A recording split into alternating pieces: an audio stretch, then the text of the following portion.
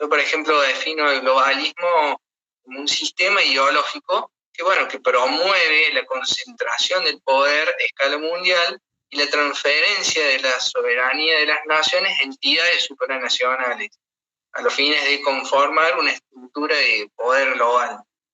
Eso sería una definición que pueden marcar en gran parte un montón de estos procesos que vemos a diario. Dentro del globalismo y sus múltiples ramas, se predica constantemente el derribo de las fronteras políticas, las fronteras económicas, las fronteras culturales y demográficas. Vemos a grandes magnates dirigiendo corporaciones y vemos que la ideología que tienen estos grandes magnates son neosocialistas, que yo les llamo neosocialistas, y son progresistas, postmodernistas, que nos venden un pensamiento único del cual no podemos optar. Las tres ramas principales del globalismo, que por ahí también puede servir como manera de conceptualización. Está la rama política, digamos, que es el globalismo político, el globalismo económico y el globalismo cultural. Que estos conceptos pueden también servirnos para guía, para tomar medidas al respecto y no solamente para analizar la realidad. Por ejemplo, el globalismo político es el que impulsa la desnacionalización del poder político y la concentración del mismo en instituciones, en organismos multilaterales, en fundaciones, es decir, va desde lo público a lo privado. El globalismo político es el que propugna también el arribo de las fronteras y la formación de una sociedad única. Y nosotros podemos describir cuáles son los organismos, las fundaciones que encarnan el globalismo político y son claramente distinguibles. La ONU, la Unión Europea, la Organización de Estados Americanos, también tenemos las fundaciones, la Fundación Rockefeller, la Fundación Bill y Melinda Gates, la Open Society Foundation. Tenemos también, como habíamos mencionado hace un rato, el Club Bilderberg, y uno de los principales centros promotores del globalismo desde los Estados Unidos para el mundo es el Consejo de Relaciones Exteriores, que prácticamente todos los secretarios de Estados e incluso presidentes forman parte de ese Consejo de Relaciones Exteriores, que es un think tank, un banco de cerebros, donde se reúnen los poderosos del mundo para digitar la agenda globalista desde los Estados Unidos. Y eso fue fundado en 1921 por distintos banqueros y abogados y políticos. Y no hay que olvidar también el RIA, el Instituto Real de Relaciones Internacionales de Gran Bretaña. Bueno, eso básicamente podríamos describir como el globalismo político.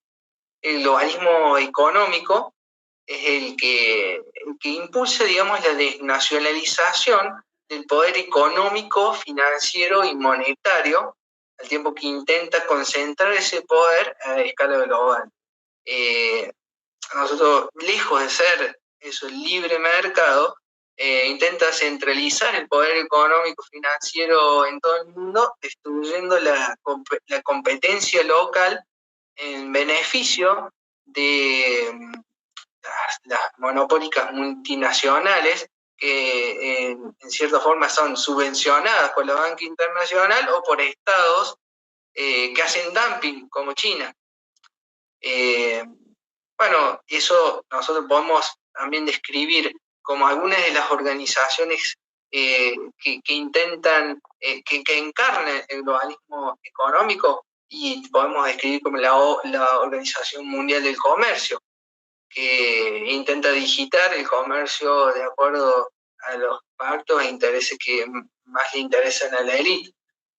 Dentro del lo financiero podemos mencionar al Banco de Pagos Internacionales, que es el banco central de los bancos centrales del mundo. También tenemos el Fondo Monetario Internacional, el Banco Mundial, el Banco Interamericano de Desarrollo. Son todos organismos y bancos y organizaciones que intentan centralizar la toma de decisiones económicas, quitándole soberanía a las naciones. Porque muchas veces se habla de los bancos centrales que están al servicio de los políticos, pero las directivas generales y más importantes sirven y se acatan a las directivas del Banco del BIS, que está en Basilea, que es el Banco Central de todos los bancos centrales. Entonces, en realidad, el que controla el sistema financiero se lo hace de un modo global, no de manera regional y soberana. Y bueno, como para describir otra de las características que había dicho al principio del globalismo económico, es esto de ver las corporaciones, las grandes corporaciones timoneadas por magnates progresistas. Y si nos ponemos a indagar más de fondo, todas las corporaciones, las multinacionales, tienen sus acciones, pertenecen a fondos de inversiones también ultra centralizados como BlackRock, State Street, Vanguard Group. Esos tres fondos de inversión son los dueños de absolutamente todas las multinacionales. O sea, están, incluso entre esos mismos fondos de inversión, los principales accionistas de cada uno son ellos mismos. Entonces es como un solo fondo de inversión gigante dividido en tres. Ahí podemos ver cómo en realidad se atenta contra la competencia y verdaderamente el capitalismo y los capitanes nacionales. Y finalmente quería terminar con esto de nombrar el globalismo cultural, que es justamente aquel que promueve la desnacionalización de la cultura y los valores. La cultura y los valores. Y tenemos nosotros, por ejemplo, podemos ver la UNESCO, de la ONU, que es la que se encarga de la cultura, y que es la que influye en todos los ministerios de educación de todos los estados.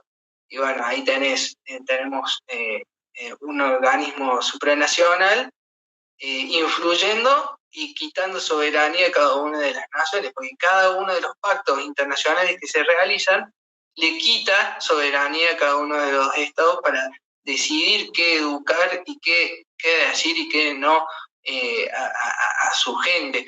Y también desde el lado privado tenemos a Hollywood, a Netflix, a Disney, que podemos ver que absolutamente todas estas organizaciones que acabo de mencionar tienen como base ideológica el globalismo cultural, que no es otra cosa que el progresismo y el posmodernismo. Es toda esta agenda multicolor y feminismo radical y bueno, todo lo que venimos mencionando que prácticamente sostienen todos los partidos, ya sean de izquierda o de derecha, y que prácticamente usan la misma agenda.